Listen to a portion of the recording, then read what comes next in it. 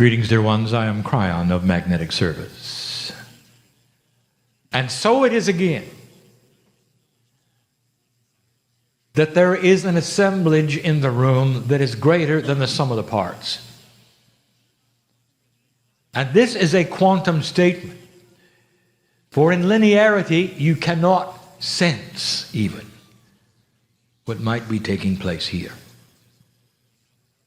And so we ask you to look at the reality that you have as you sit in the chair or listening and temper it to include the possibilities of what we speak. I would like to give you a channeling that I have not given in any form except pieces before. I'd also like to make a statement. This particular channeling will be given again, one time.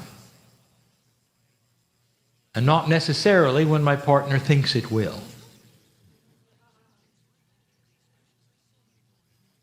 And it may be that I would like my partner to put both of them for listening or one. And I will tell him when it's time. And so it is the way of it that my partner has a learning curve as you do. And the learning curve is that which he needs as well as you. You get used to things that are not in the purview or the dynamics of your reality. And when you step away from your reality, things become difficult. Difficult to see, to describe, to label. And so it is we go slowly and perhaps even repeat. To all of you who may be listening in any way right now, I say this: blessed is the human being who understands the learning process and is patient with themselves. Human beings tend to be impatient in so many ways, and spiritually the most. They want everything now because they can feel intuitively that it is theirs to have. Do not be discouraged with the process when it does not achieve itself all at once. That is the first instruction of the day. I want to talk about the future. As Cryon, I speak to you with the potentials. Cryon, I speak to you with the potentials of what might be. But these particular potentials are manifesting themselves quicker than not. And so I give you these things in the light of what we see, the energies that are out there, and the things that are happening in the dark that you cannot yet see that we do. Not in a dark place, but in the dark, meaning they are not yet public. We are seeing a future for you that is far different than perhaps even you would imagine is there. So let us start with the premise.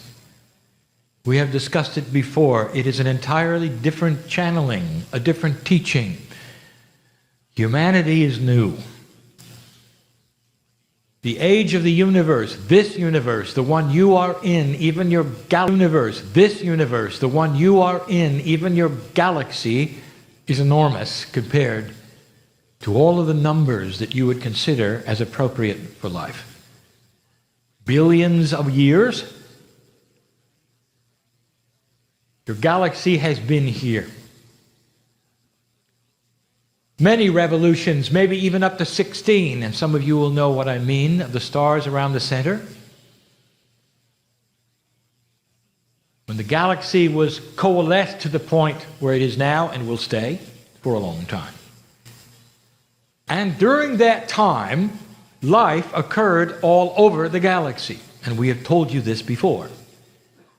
There are civilizations that are millions of years old. The one that seeded you, over 1 million. And you just started. the new kid on the block. It's only been literally in the last flash of time that human civilization has occurred in that which we would call a seeded state of enlightenment. That is to say, that those from the stars came and did their work to start you on a path that changed your DNA, and here you are. And it wasn't even 200,000 years ago. And it took another 100,000 for that to be complete. And so here you are, brand new. And yet you have gone through 5 cycles already of what we would call conscious awareness. And this being the 5th one brought me to Earth. 21 years ago, I showed up and I said, things are changed. There's a shift going on, and I want to tell you about it because the potential, dear one, that you are going to move through this shift. Things are changed. There's a shift going on, and I want to tell you about it because the potential, dear one, that you are going to move through this shift. And you have. You already have. There's no question that you have. Well, right now, even before that magic time of 21 December 2012, we see you have. And there is absolutely no doubt that you are passing this marker. And so we bring you the information of what might be next. And we try to dispel those things that we are hearing, even from those who are very enlightened. You move into a state of graduation, some have called planetary ascension. What will it be like? Now, if you ask those who seeded you, they went through the same thing. And so they can tell you what it's like. They can also tell you the process is longer than you want. But it begins, and you start to see generationally the changes that are going to occur, and I am going to list some of the attributes that will and will not potentially take place. A planet in ascension, passing the marker, becoming far more enlightened. What's it like? And you might say, well, you're turning a page of human nature. You're going to have a spiritual population. No, you're not. Wait a minute. Knowledge of past lives, of enlightenment. No, you're not. Not yet. If I had to title this particular message, it would be the recalibration of thought regarding the future. A perception of practicality for you to absorb and understand, because many of you are going to live this. And I don't want you to be disappointed. But I want you to see it when it starts to change.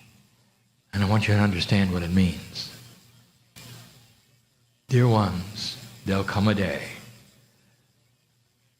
when Earth will be everything you think it will be. And it's going to take a while. And it should.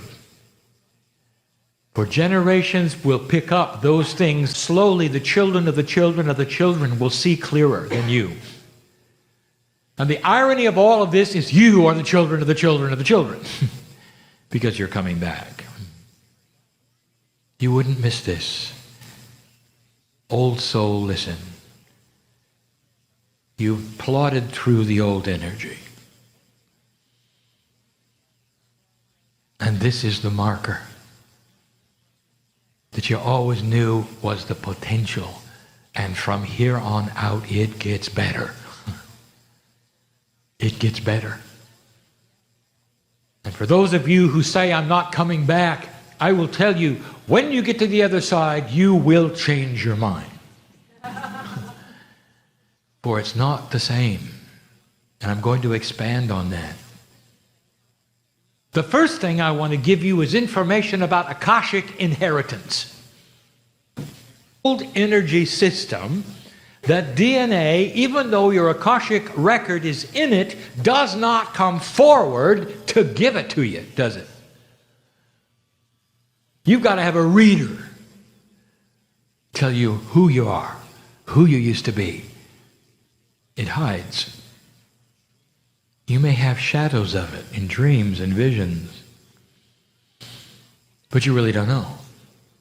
What if that would change?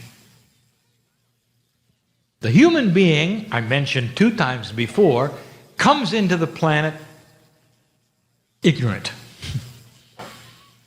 Little tiny baby has to be taught everything from scratch. How many times have you learned to read? What's wrong with this picture? The animal on the plane, and I'll say it again, that plane which is what you would call, careful my partner, I want you to describe this correctly. Where nature does its work apart from men, you will watch the animals in their glory, instinctively giving birth to calves. When they hit the ground, they know who their enemies are, and they know what plants not to eat. They know what poisoned water smells like, and they even know how to walk, and they'll do it within hours. Do you ever think about that? And where was that taught to them, dear ones? Think of this. Whether it's the buffalo or the horse or the giraffe, whether it's the buffalo or the horse or the giraffe, they come out knowing. And within hours, they're running with the herd. And yes, there are things that they will learn, but most of the survival instincts are known. Human baby comes out, nothing. Nothing. Has to learn everything every single time. Now that's the first premise we would like to tell you about, and it is already begun. Ask the children how they like school. And most of them will say it's broken.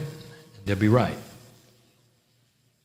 Because they know things. Already, gradually, instinctively, the human being is coming into the planet knowing things that they didn't know in previous generations. The system itself is changing. And that is the secret to everything I'm going to tell you.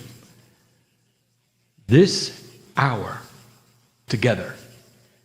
For knowing that premise will help you to understand now what's going to follow. There'll be New Agers that will teach you that an ascended planet is going to have humans who can do out-of-body experience. They can all see colors, and they'll be psychic. And that is not going to happen. Oh, there will be numbers of them, because there always are in that curve of old souls. Ones who will come in as teachers, who will see the colors, as those who will have the out-of-body experiences to bring back. So if that's not what humanity is going to be, what is it going to be? I don't want the New Agers to be disappointed when I talk about it. For it's a little too practical. But in the practicality, there is such a beauty. So let us discuss it just a little bit. The future. I want to talk about something which we'll call variable survival instinct. And in order for me to discuss this accurately, I'm going to have to give you 3 pictures. Past, present, and future. to show you the difference between humanity then, now, and potential. Between humanity then, now, and potential. Go back with me as little as 1,000 years. And look at humanity in general. It comes in survival mode, as you still do, as the animals of the plain do. And in that survival mode, what you did 1,000 years ago is vastly different than what you do now. For survival meant whatever you have to do to survive is appropriate and correct. If you clump together as a race or a civilization or even a city or even a country, there was the thought that it is appropriate for you to become as strong as you can and take from those weaker. Not only appropriate, but you don't give it a thought. Armies, conquerors, they do it all the time.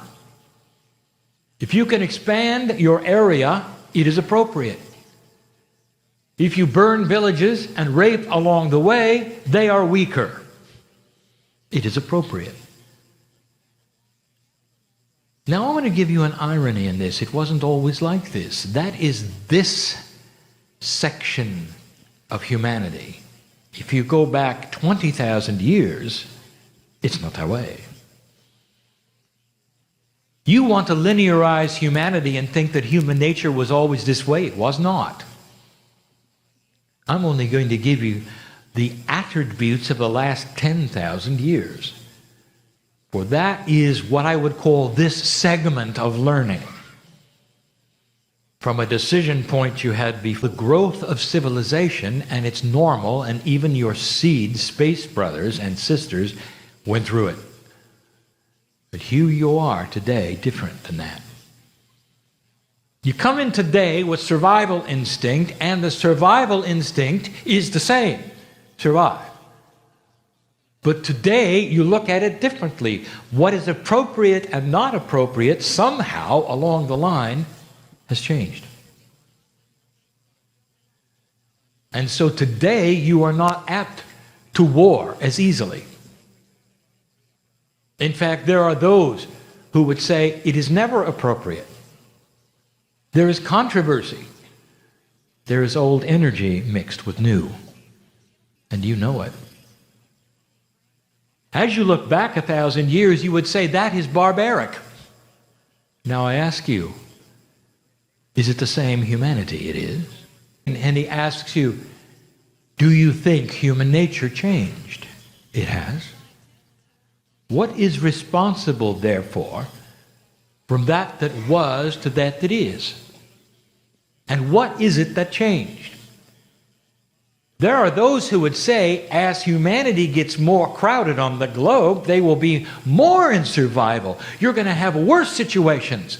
One will take from the other just to survive. There's too many humans. And the opposite has occurred. Did you notice? That is counterintuitive, even to the sociologists. Something occurred. You reach a decision point, dear ones, right now on the planet.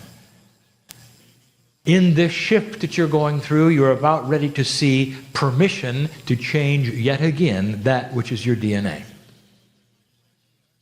And here is then what the future will foretell. Within 2 generations, perhaps even 3, which is simply a very small amount of time for humanity.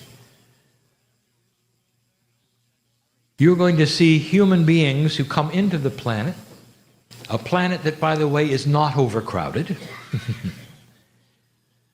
where war is never an option because here is their survival. They'll come in with this knowledge, total, an instinct that says, when we put things together and cooperate, we will survive.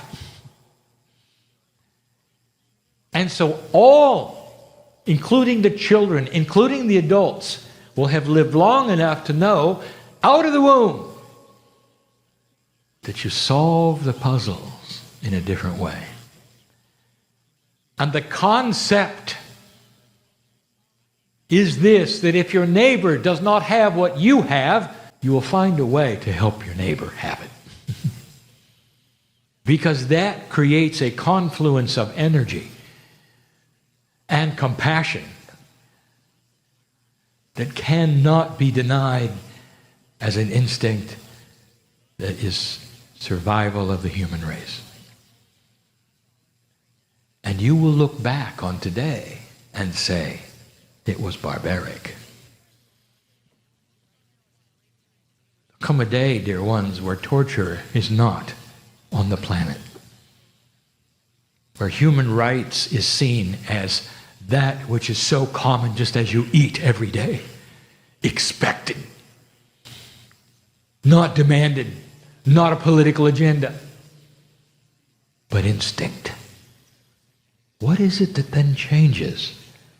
This is a planet that then starts to morph itself in planet, that then starts to morph itself into what we would then call an ascended status. What is ascending is consciousness. You're not going to turn into light. That might be later. But not for a long time. Invention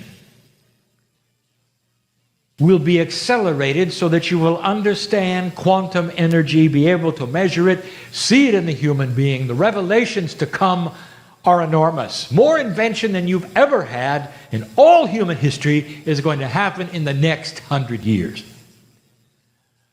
When you discover the attributes of multidimensional measurements, inventions, you'll able to change mass, design massless objects, travel, communication, all of the things that put humanity, travel, communication, all of the things that put humanity together, and finally, even let you talk to those beyond. And all those stories and movies of the monsters that occur in ships will be gone. And you'll realize there aren't any. That they look like you. That so many are benevolent. And you see the compassion of God instead of the destruction and the horror that you've been told is out there or might be out there. Get ready for this, dear ones. This is the evolved human being.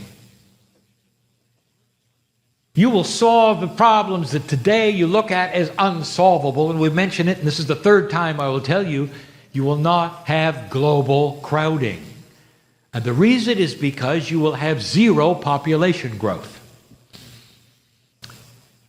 Those places on the planet you would call first world, many of them already have zero population growth. Some have less than that. And this is going to be combined with what I'm going to tell you next, where you live longer. And you'll say that's impossible. For geometrically, one begats another, and there'll be too many people. And I'll say this again and again and again. Humans are smart. They know what's causing it.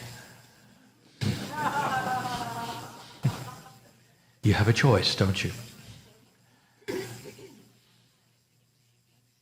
And instinctively, you'll choose to have children or not, or to have 2 instead of 13. And it will create a situation which nobody expects.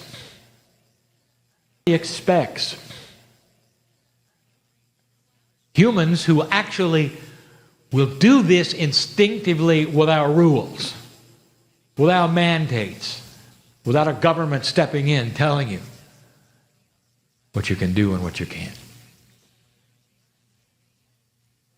We've given you information about how cities might change. Cities are created because you need to work in them. Because the utilities have to be clumped together with factories, and that's how you get your electricity and your water. What if all 3 of those weren't needed? What if there are ways of working from home from now on? What if electricity could be generated safely and easily and cleanly for 10 houses at a time? The same with water. What if utilities were a thing of the past and you didn't need them? Welcome to a new earth. And cities become less like cities. They'll be where the factories are that make things, and a few will work there. But in general, you won't have millions in one place. It won't be needed. You'll start to spread out. I'm giving you the new sociology. I'm talking about what will indeed happen and the potentials because of where you're going and what you're doing. And this is just a few. These are the potentials we see, not in your generation, perhaps not in your children's or their children's, but beyond. But you will see the beginnings of it, and it'll start with invention, and when you see it, you'll know I'm right. Why would you come to a city and fight the traffic when you don't need to? Live and work and be all of those things and have space around you. Sounds too good to be true. Dear human being, you get smarter when the DNA starts to develop. Instinctually and conceptually, you come into the planet knowing what works, and you don't have to be taught from scratch. And that is evolvement. Two more things. Let me tell you about the biology. What's going to happen biologically? Well, they'll say, well, you're going to have brand new DNA and there'll be chemistry that's going to change. You're going to see it. No. No, you're not. Because the part that is going to change is going to be that part which is quantum. The 90% or so that is seen as doing nothing of activation in your DNA, which is currently at less than 30%. A fully activated DNA in a human being at 90 to 100% creates a master who walks the planet, and you've had a number of them. You saw what they did. They were simply full functioning human beings. That's all they were. And what was their message to you? Here was their message. We are full functioning human beings and you can do it too. Take a look. This is your future should you choose to work at it. That was their message. You can do it too. They had divinity inside and they said, we are a part of God and so are you. They said, we are one with everything and so are you. And there were many of them. Some of you chose to worship them, thinking they were like gods, never understanding. If you wanted it, that's where you're going. As the DNA begins to amp itself up and work at a more efficient basis, and I'm not going to use percentages, that's so linear. You can't do that in a quantum state. Just say it works better. The biology starts to cooperate, and you live longer. A lot longer. Up to 3 times longer. Not only that, the elimination of disease by itself, because the body now is able to fight it. Where something called innate in the body talks to you on a regular basis intuitively. And if you got a disease in you or a cancer in you, you know it when it begins. And you don't have to report to somebody and get a test to find out later. The body is more aware, it's smarter, it's intelligent. This is DNA at its best, working to give you a conceptual view of your own cellular structure, a self-diagnostics that is intuitive. And it's about time. Can you imagine what that might do to your medical industry? It's actually going to help them. Because when you show up at their doorstep, you'll know what you need. And they'll be able to help you far better. And that's another story where they're going.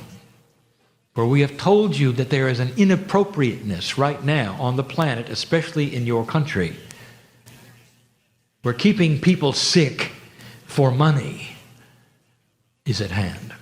And I'm going to tell you, dear ones, that's going to fall over. Where keeping people sick for money is at hand.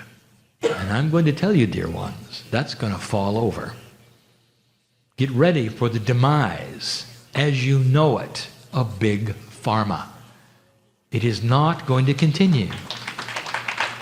It cannot, any more than tobacco did, for the same reasons that it did. Any more that banks can continue doing what they did for the reasons they did, and you took care of it and it hurt. It still hurts. You are recalibrating that which has integrity. One by one, the blocks are falling over. Let this be an announcement to those who think they can continue doing this to get out of the business while you can. For it's going to change. It has to. And there are those who say, cry and win, for it's going to change. It has to. And there are those who say, cry and win, is it going to change? And I will tell you again that Spirit has no clock. These are potentials. They will when they do. When they can no longer sustain an inappropriate energy, when there's light around them, they will fall quickly. And you've seen this in governments. You've seen this in industry. You've seen it in banking. It's going to happen. And so these things will develop and have integrity eventually in a way that helps humanity. And we say, blessed is the human being who goes into a medical situation and learns about the human body so they can help others. They will always be needed. It's always going to be a combination of what you do with yourself and what they do to help with the inventions simply because you're in a box. Doesn't work that way. Use everything that is here to keep you alive, dear one, because the planet needs your light. Could it be any clearer? All of the things given to you can be used appropriately in combination. Biology is going to change. Life expectancy will become longer. And then there's a human being who says, I don't think I want to live that long. My goodness, I know what it feels like. At 70, why would anyone live to 300? And we will say to you, how 3D of you. How would you like to feel like 35 until you're 298? And that is what is at hand, dear ones, that the body then rejuvenates itself much better than it does now. It's itself much better than it does now. Can you conceive of this? Where the stem cell blueprints are picked up over and over, and you don't make a copy of a copy of a copy, you make the original over and over, and you last a long time. And you last fresh, young. This is what is possible. This is where it is eventually going. And there's potentials. Brian, you mean that's an absolute? No.